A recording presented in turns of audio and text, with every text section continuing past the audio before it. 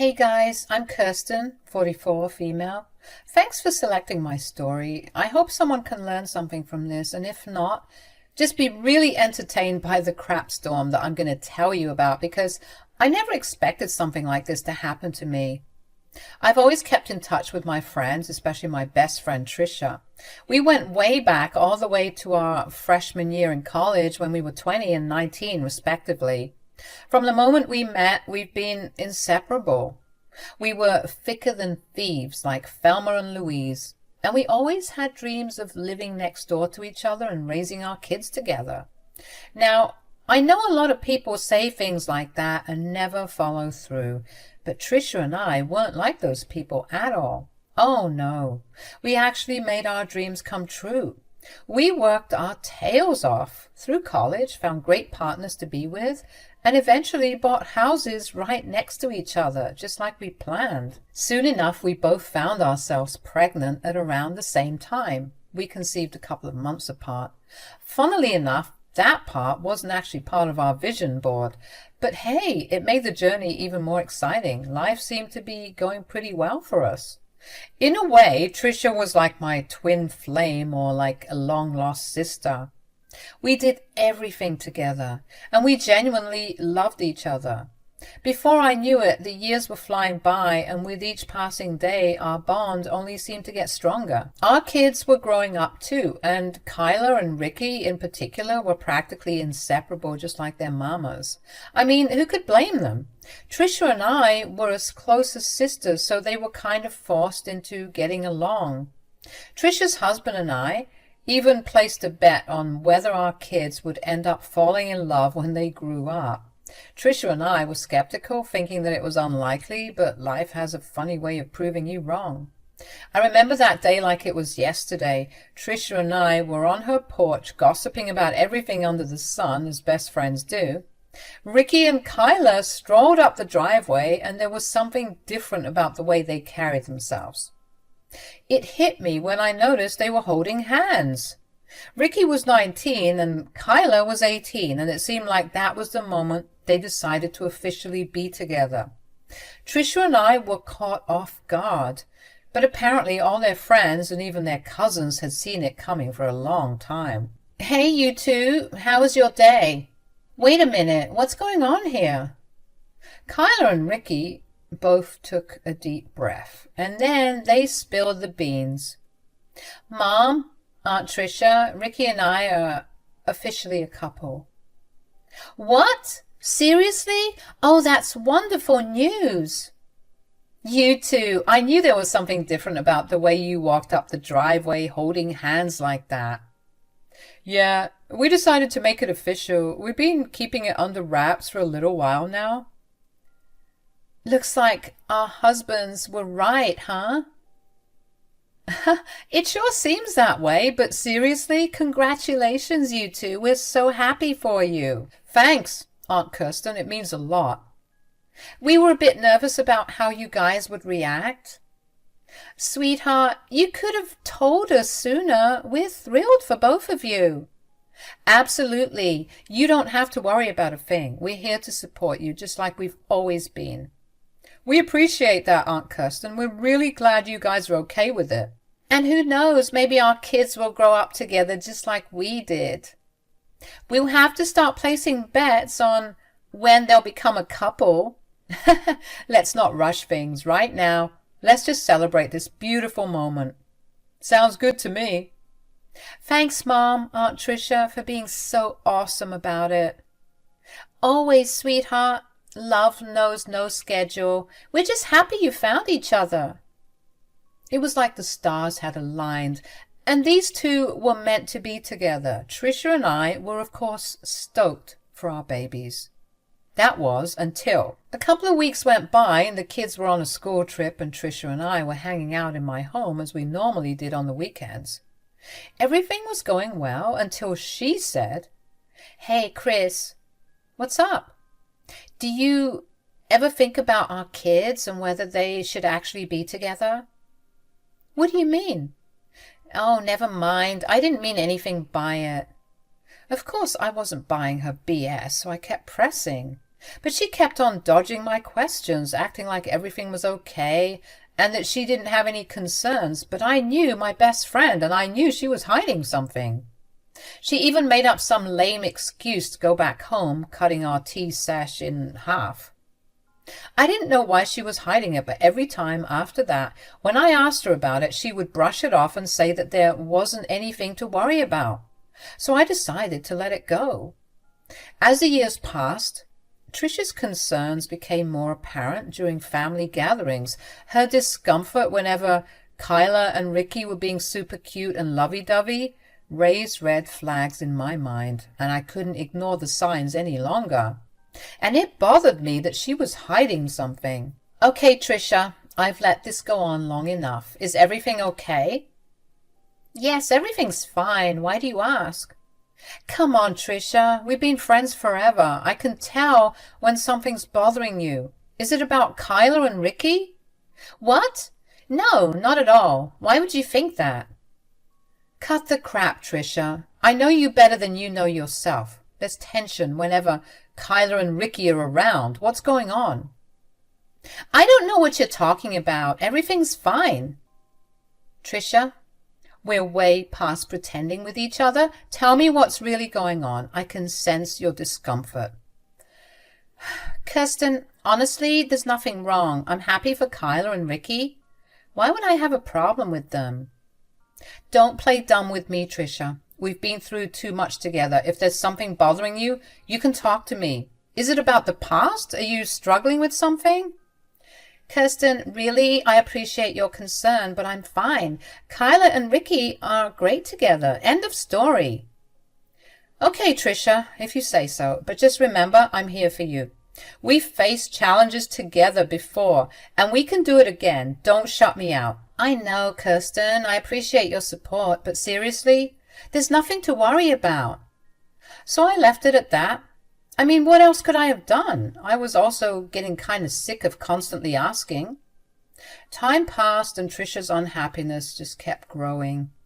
Every family get-together turned into a struggle, with her barely hiding her annoyance whenever Kyla and Ricky showed their affection. It was like she couldn't stand the sight of their happiness. Then Thanksgiving came around, and I could say that was the beginning of the end. During Thanksgiving, with the delicious aroma of turkey filling the air, Ricky and Kyla dropped the big news. Kyla proudly displayed her engagement ring, and the room buzzed with excitement. Everyone, that is, except Trisha.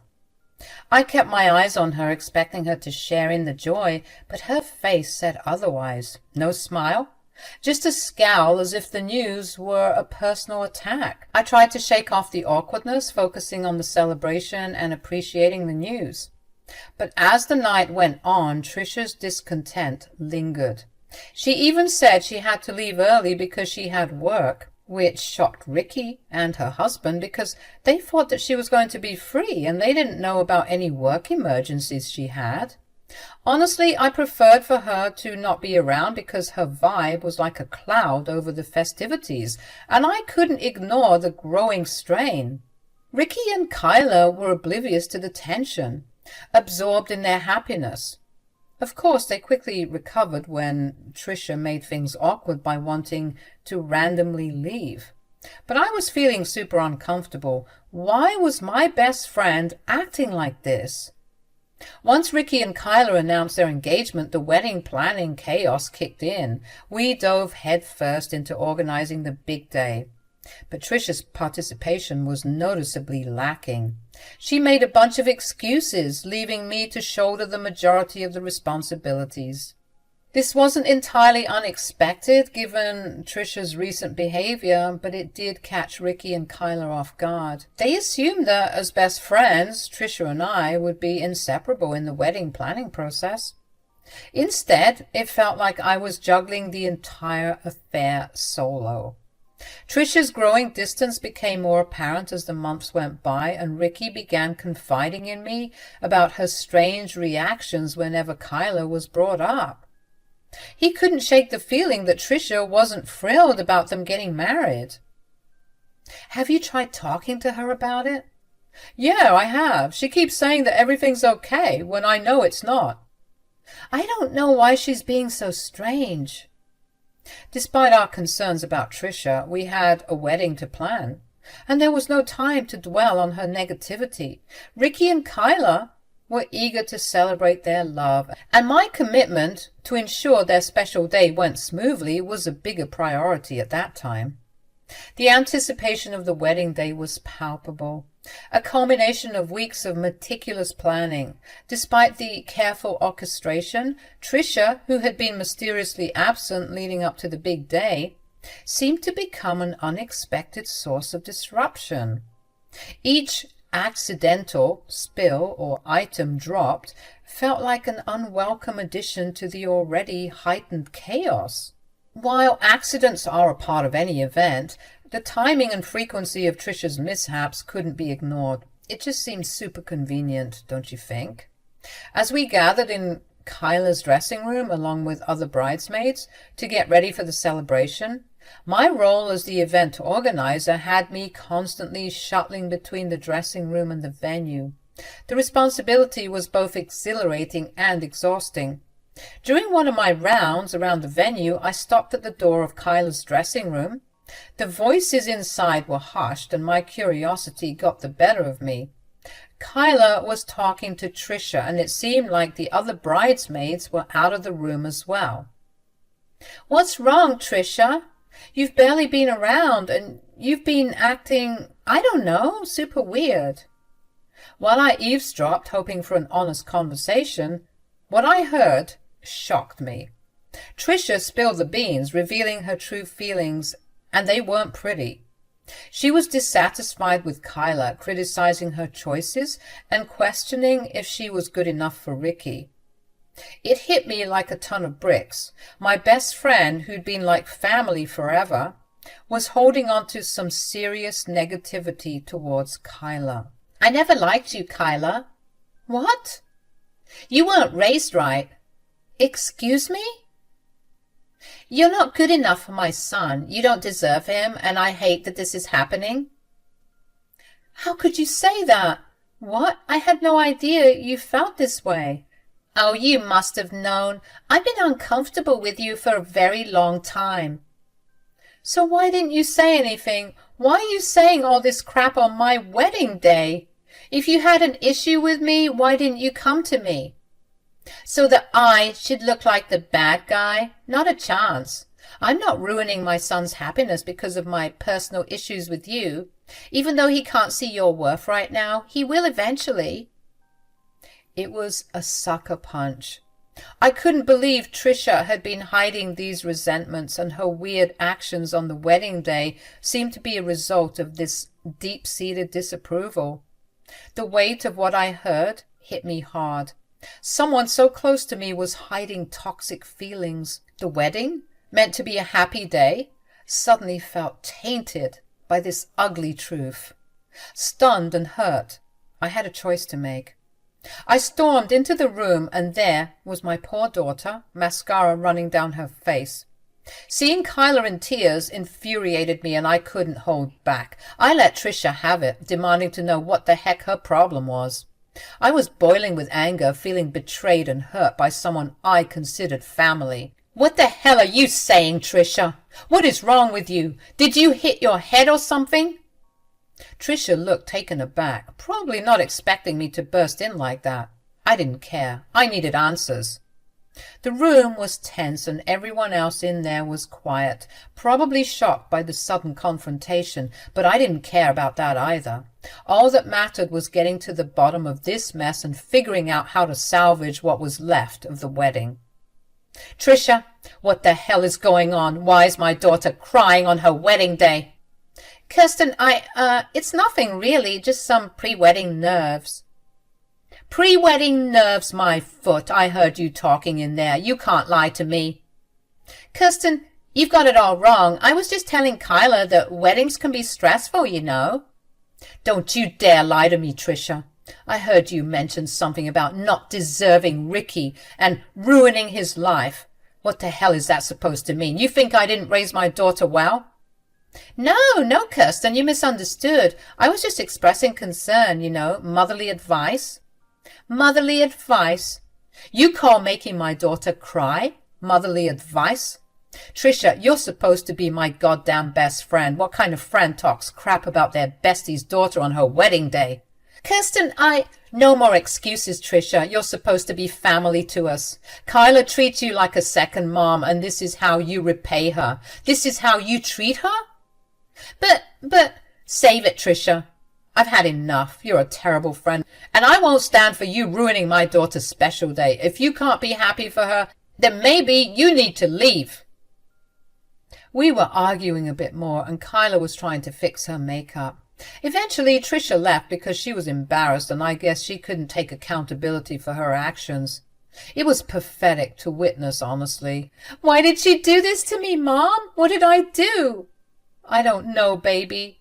But I do know one thing. Nothing was your fault. She's a child, and she's clearly jealous of you. I mean, think about it. Why is she telling you this now? Like you said, if she had a problem with you, she should have approached you. But I think she knows that she has a BS excuse for hating on you, because no sane person would do what she did. Kyla cried a bit more, and I assured her that everything would be okay. Then I had a brilliant idea. I just thought of something. We're going to get back at that hag, only with your permission, of course. I started telling Kyla about my plan to expose Trisha for the witch she was, and this instantly put a smile on Kyla's face. She said that it was perfect, and we had to move ASAP to give that woman a taste of her own medicine. The plan was set in motion. We proceeded with the ceremony and tried our best to act as naturally as possible. During the ceremony, I was scanning the crowd for Trisha's stupid face, and she kept on looking sheepish, like she no longer wanted to be there. Good. I'm glad she was uncomfortable, but it was about to be a lot worse for her. Kyla and Ricky exchanged vows, and everyone in the congregation began to relax a bit and enjoy the festivities a bit more. That was when I had to spring into action. I made my way to the DJ booth and told him to hand over the mic and the controls for a couple of minutes because I had a very special announcement to make. With determination in my eyes, I took control of the microphone, signaling the DJ to cut the music. A hush fell over the room as everyone turned their attention towards me. Trisha, standing in the corner, looked like she was about to piss herself. I began by thanking everyone for being part of this special day, but hinted at an unfortunate revelation. Ricky's confusion was evident as I continued, addressing the room about Trisha's recent behavior. I painted a picture of her negativity and expressed my disappointment. Recently, I came across something that broke my heart. It turns out that my best friend of 20 years has been nothing but a horrible, evil person. You see, she made my daughter cry just moments before she walked down that aisle. People started gasping, and Trisha was shocked, but she was about to be completely gobsmacked with what I got on her. The atmosphere became tense as I thought I had proof of Trisha's actions. With a dramatic flair, I revealed the audio recording from my Bluetooth earpiece capturing the conversation between Trisha and Kyla. People gasped as the harsh words echoed through the venue. You see, since I was the event planner, I had an earpiece and a clipboard running around like a hooligan. I made it a habit to have my earpiece record the conversations I was having so that I would go home, listen back, and plan the wedding accordingly. I guess it became a force of habit because even on the wedding day, this setting was still on, even if I didn't need it later on because it was the actual day of the wedding. Thank God for that, because without that, I wouldn't have had that sweet audio recording. Mom, is all this true? Did you really say that to her? I can explain. How could you do that to Kyla on our wedding day? Ricky, sweetheart, I didn't mean for things to get so out of hand. I was just what, Mom? What could possibly justify making a scene like that? You embarrassed Kyla, you embarrassed me, and you embarrassed yourself. I was just worried, Ricky. I was worried about whether Kyla was the right fit for you, and I let my concerns get the best of me. Worried, Mom? We've been together for years. Kyla is my partner, the love of my life. You had no right to question that on our wedding day. I know. You can't even defend yourself. Do you really think you can just trash talk Kyla like that and then pretend everything is okay? Ricky, please understand me. I didn't mean it. Trisha's face turned multiple shades of red as the recording continued to play for everyone to hear. She looked like she wanted to disappear into the floor. Ricky's scowl deepened, clearly appalled by his mother's behavior. The guests looked shocked, and a lot of them were also scowling at Trisha. As I stopped the recording after I let it play a couple of times, the whole room was silent. You could hear a pin drop, and you could hear Trisha nervously gulp. How could you do this to me? You did this to yourself, Trisha. You're an awful person, and I'm glad that I've finally been able to see it. I'll never forgive you for this. Good, because we'll never forgive you either. Security, please escort her out of here. What? You're going to kick out your own mother? We'll talk about this later, Mom. I'm still very hurt by all of this. I think it's best if you leave. I can't believe this. You're trying to ruin my life? Well, you better believe it, Trisha. No one gets away with making my daughter cry. Now get out of here. As the commotion settled and Trisha tried to rally support from the crowd, I couldn't help but feel a mix of emotions. Part of me was angry, not just at Trisha, but at myself for not recognizing the signs earlier. I prided myself on being an attentive and supportive mother, and the fact that I had missed Trisha's true nature for so long made me feel crappy. Trisha attempted to explain herself, but I wasn't having it. Nope. You had so much time to talk to me about it, about everything, about whatever it is you can't seem to stand about my daughter. You don't just get to speak about it now that you're in hot shit. Get out of here. Kyla, Ricky, and I will hear you out when we are ready.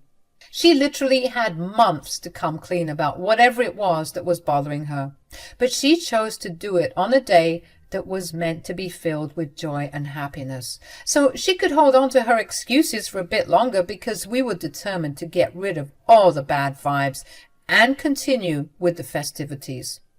Finally, feeling defeated, that's when Trisha decided to not embarrass herself further and cooperate with the security guards and leave. Despite feeling stupid for not seeing through Trisha's facade earlier, there was a strange sense of relief in finally understanding her true colors. A person who deliberately tries to sabotage a wedding, especially one involving their own family, is someone with a serious lack of decency and empathy. The wedding continued once Trisha had left the party, although there was a bit of awkwardness. The happy and fun energy of Kyla and Ricky helped lift the spirits. The couple was glowing, and their genuine love for each other overshadowed the crap that Trisha had attempted to throw on this special day. Hours had gone by. We were still enjoying ourselves, and Trisha had the audacity to reach out to me through calls, but I declined each one. I sent her a firm text, making it clear that I wasn't ready to talk to her. The audacity to harm my daughter on such a significant day was unforgivable. Even Trisha's husband was visibly upset. He chose to leave the wedding early, presumably to have a serious conversation with his wife. I couldn't predict how things would go, nor did I particularly care. My focus was on supporting Kyla and Ricky, ensuring that their wedding day, despite the hiccup, remained a cherished memory for them. As the night went on, I couldn't shake the anger and disappointment in Trisha's betrayal. I promised to protect my daughter from any future harm, even if it meant cutting ties with someone I had considered a best friend for years.